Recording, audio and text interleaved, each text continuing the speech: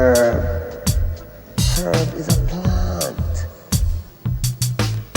I mean, herbs are good for everything.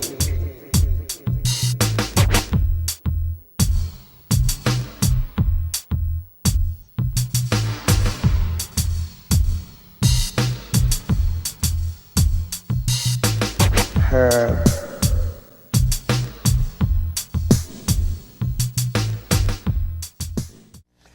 Welcome to Eugene Cannabis TV. You got Dank and Reverend Will. We're here to talk to you with news stories and things that are happening and around in the area. The first thing I want to tell you is we have Reverend Will going to read a letter from Diane Rogers, letter editor, Eugene Register-Guard. I am appalled but not surprised by the recent heavy-handed bust of the Cannabosm medical marijuana dispensary, Eugene Pot Center, raided September 5th. I would like to know how much the months-long and ongoing investigation and raid has cost you, the taxpayers. Add to that the cost of prosecution, trial, and incarceration. We have a right to know that information. It's our money. Meanwhile, we don't have the funds to continue a homeless camp. No justice is served here. The result of such raids is that patients who have the legal right to obtain and use their medicine are forced now to give their money to the bloodthirsty Mexican drug cartels to obtain the medicine. Most often, it is of lesser quality, potentially contaminated with mold, pesticides, herbicides, and/or insecticides, and costs more.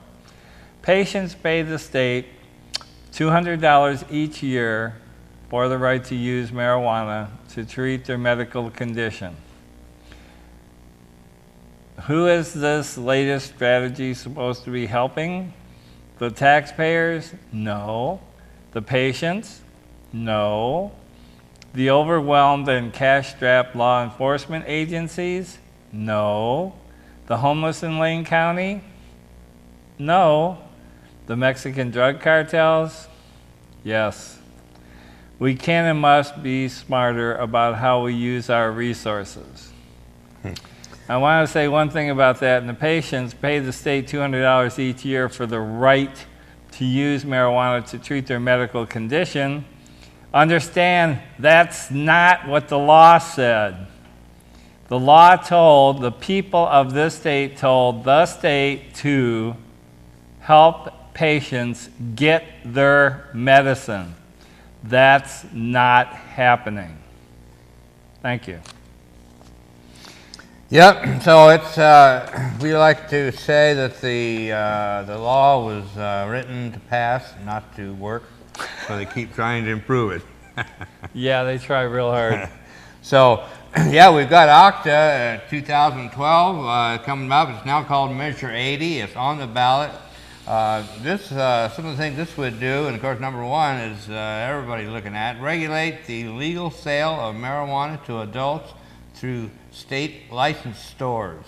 Allow adults to grow their own marijuana. License Oregon farmers to grow marijuana for state licensed stores. Allow unlicensed Oregon farmers to grow cannabis hemp for fuel, fiber, and food. I love that, unlicensed. Raise an estimated $140 million a year by taxing commercial cannabis sales to adults 21 years of age and older. By the way, today I was at the City Club in Corvallis, and Todd Delato was there with giving a presentation on his business, the Cannabis Research Company, and he was talking about some things about hemp I didn't really know. He said that the best area for hemp in Oregon, first of all, is not a good area for hemp, but the Eastern Oregon is the areas, or what we call Eastern Oregon, would be the best. But anyway, it was interesting about that. Anyway, that's that's Measure 80. Measure 80. So November 6th is the election. Is when we get to vote on that. But you got to be registered to vote by October 16th to vote in the November election. So remember that and get your fans and family, friends, and everybody around to register to vote and vote for that. Yeah, you know, Todd's statement about that, you know, to me is interesting. How do we know? When have we grown pot here in this valley? You know, I mean, industrially as well as, I mean, to me, industrially is going to kibosh, you know, the thing of growing medicine. Because you're not going to be able to have all this outdoor industrial growing, which are all male plants, and then have female plants outside, which can't be around the male plants without producing hermaphrodites. And he mentioned that, and he talked about, and I don't remember the details, but he talked about that, and they know what the perimeter is of pollen around the industrial hemp, so they can, so that they, you know, and no, that's not a problem because. Yeah, okay, well, Todd, come on, bring your butt down here and talk on the show and let other people know what you know. Yeah. You don't always have to be paid or whatever in order to go out and speak, you know, or are you going to be like all the rest of the hoopty-haws that support the government? Yeah, so anyway, that's Measure 80, so we share and vote on that. We had a interesting letter, or editorial in the Seattle Times. Seattle Times is a legalization initiative on the ballot. It's very controversial. A lot of activists don't like it because the main reason the complaint is that it sets too low of a THC level, or actually sets a THC level, and none's ever been set, and who knows where that should be set, if it should be set for toxicity. But anyway, Seattle Times editorial, medical marijuana dispensaries should get on Initiative 502 bandwagon. The federal crackdown on medical marijuana dispensaries in Seattle underscores the need to support Washington Initiative 502. Seattle's medical marijuana stores have been living in a dream. Some have been so complacent as to oppose Initiative 502, the decriminalization measure on the November 6th ballot. They didn't want a state marijuana tax. They didn't want regulation by the Liquor Control Board, and they didn't want a blood THC standard for driving under the influence. They had what they wanted: marijuana unregulated and tax-free, protected by the forbearance of liberal politicians. Now they don't have it. The Federal Drug Enforcement Administration has moved to shut down 26 of Seattle's 145 dispensaries because they are within 1,000 feet of a school, playground, or in the case of a shoreline dispensary, a public trail. The DEA spokesman says all the remaining marijuana stores are illegal too. An outspoken Seattle attorney now advises his cannabis clients close and close fast. Closed doors are not what the people of Washington want. More than 58% of voters favored medical cannabis 14 years ago, and more people support it now.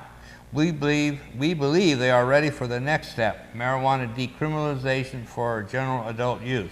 I-502 is a vehicle for the people to say that. It is a way to push back against the Obama administration, which has been much less liberal on this issue than many had hoped. Everyone involved in medical cannabis should support Initiative 502. It does not offer unregulated freedom. The people of Washington are not ready for that. We believe they are ready to bring marijuana above ground, to license it, tax it, and regulate its sales and use. Initiative 502 asks for that. It is a step forward. Comment? Blast them. Hit them there. But it's, the thing is, it's well, first of all, it's a major newspaper that endorsed, you know, is a favor of it. That's to me is amazing in itself. It's like many years ago, I heard Register-Guard being referred to as a liberal newspaper, and I told my wife, I said, well, if Register-Guard's liberal, then I must be a radical. She said, oh, you are. Well, you know, when you're talking about Washington there, one of the things we talked about before was the fact that Washington had raised $1 million to help in this endeavor of getting 502 passed. Now, you know, Oregon here has raised a whopping $1,000, which just shows how complacent we are here. And then you've got Colorado. And Colorado, I am so grateful for what they're doing in their process. They've raised $2 million to begin with. And one of the things that they've done is that there's a picture that we have that has moms and dads for marijuana regulation. And there's this billboard that says, please card my son. Regulate the sale of marijuana and help keep it out of his hands. To me, that's conscious thinking right there. And the thing is that we're never being allowed the right to take our responsibility and make it happen because the government's telling us what to do. I mean, it's like I was told that the Olympic Committee has stated that marijuana is not looked at as an enhancement drug. Now, if that's true, then what I've said about the University of Oregon football players and others might want to be looked at, and that is that what they do is they use it to relax, to unwind, to be able to enjoy themselves in this stress-filled environment that they're in. And that's the same thing that we've been saying for the longest time. It helps us relieve our stress, but not as much as it could because we have to deal with prosecution. We have to deal with lies by the federal government. And all of this is backed and supported by the states, which is ridiculous because right now, it's one of those things where this could be one of the most beneficial. I mean, they talk about the Grange, right? This thing up in Portland. Well, why are you looking past growing marijuana just because the federal government says that it's bad for you? And, you know, working on creating this wonderfully big Grange up in Portland. Well, Portland, knock yourself out. But we've got all this valley in between. And like Todd was saying, we have all of Eastern Oregon where it could be grown in. So the thing is that we could be putting people to work. We could be making money. We could be helping families be self-sufficient.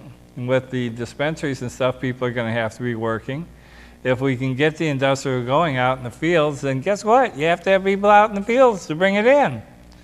So all these things could be beneficial, and right now Colorado seems to have the forefront movement on this as far as some kind of legalization, and we're very supportive. We're also supportive of what's happening in Washington, and it would be really nice if we could get our heads somewhere other than where they are at the moment in order to support the people here who are trying to make it legal here. So I know that we're getting close to our break time here, so I don't think we should go on anything else, but I know that we have other things to talk about. You bet. So we'll take a break and we'll be right back. Do you suffer from fear of losing your election? Are you terrified that voters will discover you've done nothing to improve their lives? Maybe it's time you talk to your spin doctor about Incarcerex. In clinical trials, Incarcerex has been shown effective at reducing election-related anxieties by making voters think you're doing something about the drug problem. It's simplistic and fast-acting. If your problems continue or get worse, you can always double or triple your dose of Incarcerex. Whether it's addiction, therapeutic use, or just casual use, there's an Incarcerex plan for every American. Best of all, taxpayers, not you, will foot the bill. So talk to your spin doctor about Incarcerex today. Common side effects include loss of civil liberties, police corruption, racial injustice, increased terrorism, spread of HIV and AIDS, and violent crime. Bloated prisons are also a common side effect. Stop taking Incarcerex if bloating lasts longer than 20 years. If you're trying to balance the budget, keep families together, or protect human rights, Incarcerex may not be right for you. Do not mix Incarcerex with the Constitution or common sense. So start taking Incarcerex and keep pretending you're doing something about the drug problem.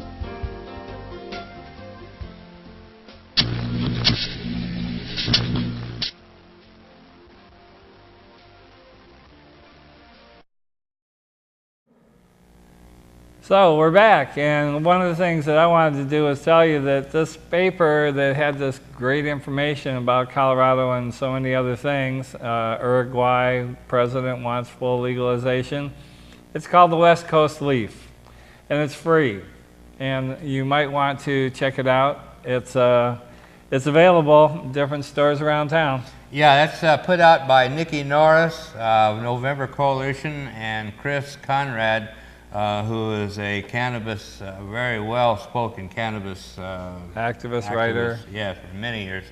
So anyway, and it's free. We do have several bundles that came into us. Voter Power isn't in their office, doesn't have their building anymore, so it's not available there. But send me an email. If you can't find anywhere else, send me an email to our email address on the screen, and we'll get one to you. If you know of somewhere that would like to have them also, Yeah. if you let us know, we'll get them a bundle.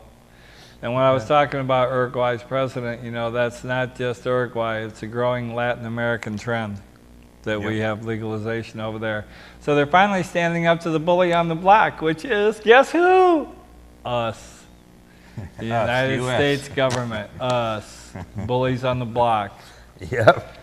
Yeah, that's right. So, yeah, they're starting to wake up. So with that happening, you know, this returning to the underground is a very important article because it's the one that explains how we've tried to get out of this, but because the government's not following through with their part in this process, it's going this way. Yeah, this is a great article. It was in the Los Angeles Times, written by Joe Mozingo. He talks about how he started first smoked pot in school, I think 7 years old, started dealing as a teenager. 7th grade. 7th grade, yeah, and started dealing as a teenager, selling it to his friends, and ended up into just branching off into some legitimate businesses and doing quite well. But anyway, now he talks about how the medical thing has changed the whole scene, and now that the feds are coming down on medical, and now he says they're going back underground. He said it's all the same scene, everything's exactly the same. It's just now that it's just gone back a little more underground than it was, back like it was. It used to be. So it's interesting how things evolved. You know, I've been thinking a while lately that I remember when I first became an activist. Street price was about $300 an ounce. And that was pretty standard. I've seen it $320 on a regular basis in the past. Now $150, maybe $175. You know, so I've seen it cut essentially in half in my period of time of being an activist. So it's interesting to see that. Well, you know, one of the things that he was talking about is that with capital from his dealing, he says he started a car repo business while he was still in school. I mean, we're supposed to be so laid back that we're not interested in anything. Here's a young man who is doing this and created his own business while he was still in school. He managed to buy 2 homes in the Inland Empire by the time he was 26. He kept his hands in the marijuana racket, and in the early 1990s started working with a man who was importing 100-plus pound shipments of Mexican and Canadian pot every few weeks. Ricky helped distribute the drugs in addition to his legitimate jobs. He sold the repo business and started a heavy equipment rental firm. Bought real estate and got into the mortgage game. But in 2002, he says the cannabis importer lured him away from what he calls a six-finger job at an Orange County mortgage firm to work full-time. I used to be a money-hungry yuppie, believe it or not. I drove a new BMW. My problem was how to deal with the money physically, he says. Understand, folks, this is one of the things that is a major problem. When we are doing the things that we're doing, one of the reasons I started the Church of the Caring was to have people who had service in the forefront of what they were doing and money out of the picture, least desirable. It makes it very difficult to do because capitalism is just exactly what this guy did. You know, he saw that there was a venue available. He went into it, he made his money, he invested, and now he's on the other side. And because of that, he's a bad person. Now, it's really interesting because I would think that it would be better for him to do it here in this country using us, this area, all of our equipment and stuff, instead of importing it from overseas, which is what the government has us doing industrially. Even now that we have it legal here, we still can't grow it because of the stupid tax stamp, the hemp tax stamp, which the federal government holds over our heads as saying, well, you have to have a sample in order to be able to grow, and you can't have the sample if you don't have the tax stamp. Now, I'm sorry, folks, but you've really got to be smarter than that in order to understand that lying is what the federal government does best. Controlling is what they work on next. So I'm glad that this guy saw the light, and that it's too bad that he didn't see it before he got busted. Yeah, it's a great statement here. He was talking about selling on the street and then going legitimate.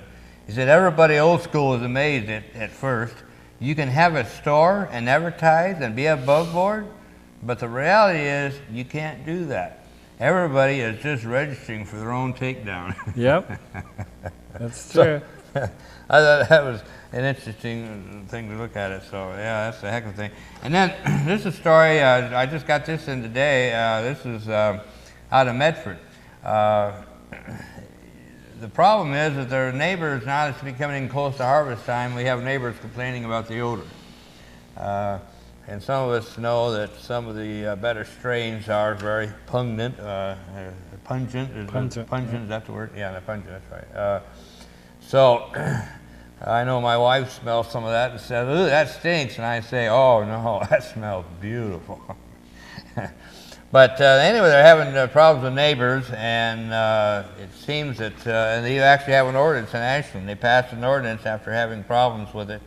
It says, I forget what, anyway, The ordinance, it cost them $200 because it's an odor nuisance citation. Yeah.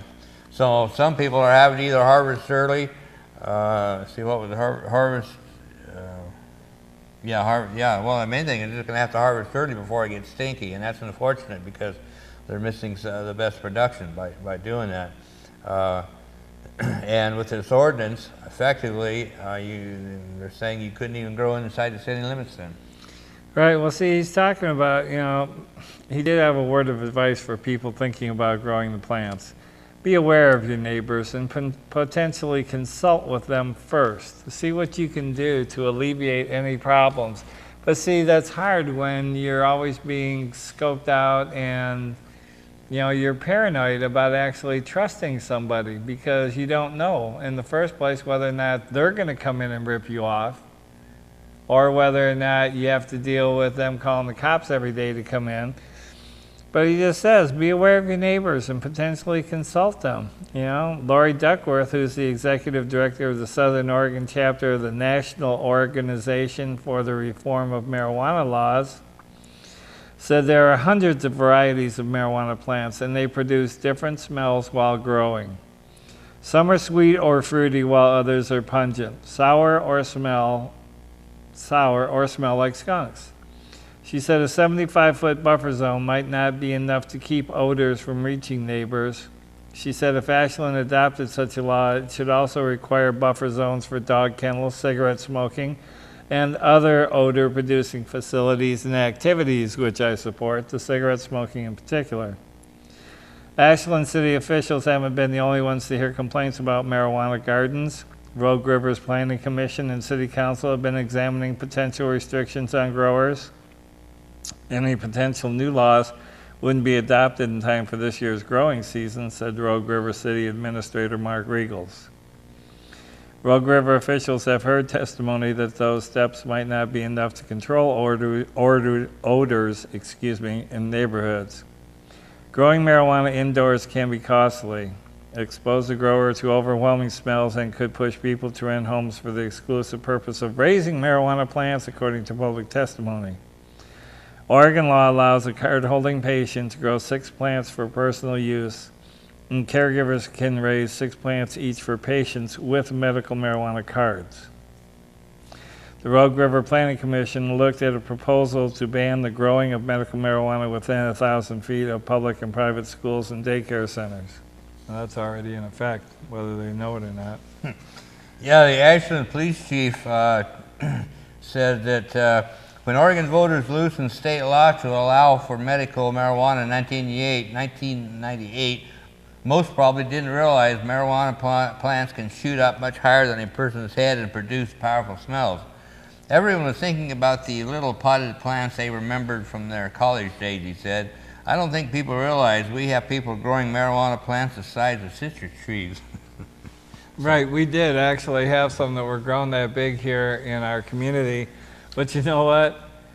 It would have been nice to have seen them on the front page of the newspaper so we could actually talk about how we can put trees like this out in the woods and we can actually have it benefit us in more ways than one.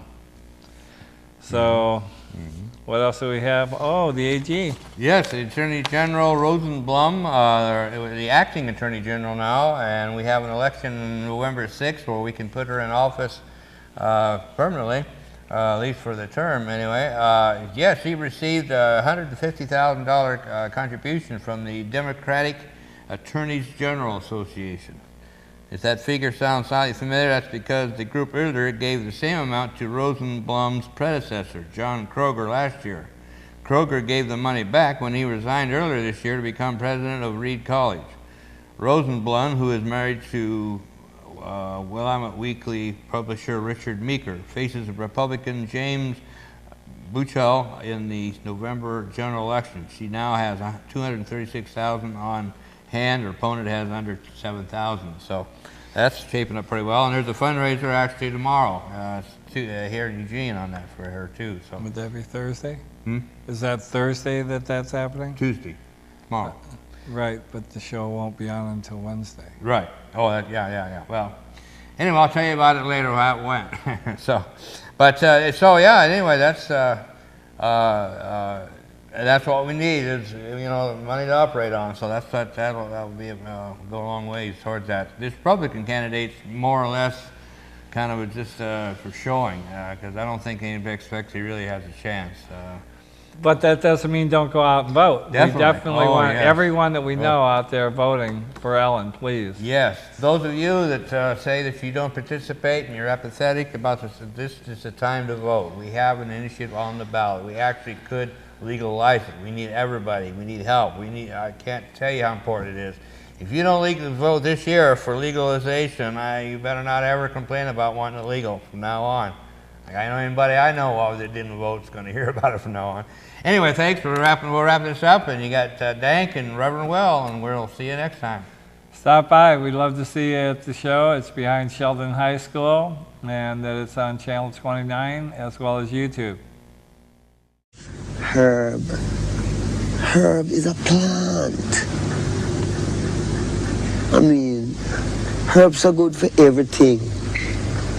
Why these people who want to do so much good for everyone, who call themselves governments and this and that, why them say you must not use the herb?